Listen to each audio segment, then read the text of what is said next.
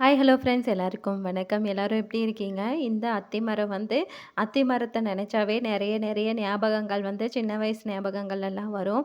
இது வந்து அம்மா வீட்டு பக்கத்துல வந்து ஒருத்தவங்க இடம் வாங்கி அவங்களுக்கு வேணுங்கிற செடி, மரம் இதெல்லாம் வந்து நட்டு வச்சிருக்காங்க.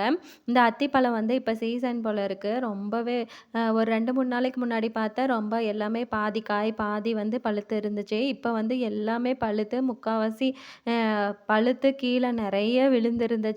நெறைய குருவிகள், காக்காக இந்த மாரிலாம் வந்து நெறைய சாப்ட்டுருந்துச்சு. எங்களோட மரத்தில வந்து எங்க எங்க வீட்டு தோட்டத்தில என்னோட தாத்தா வந்து 2 பெரிய இத விட பெரிய பெரிய மரங்கள் 2 அத்தி மரங்கள் வந்து வச்சிருந்தாங்க. அதில தான் சின்ன வயசுல உட்காந்து சாப்ட்டுருப்போம். இந்த அத்தி பழத்தில வந்து நெறைய சத்துக்கள் வந்து நிறைஞ்சிருக்கு. முக்கியமா ரத்த சோகைய சரி பண்றதில இந்த அத்திப்பழம் வந்து ரொம்பவே பயனுள்ளதா இருக்கு.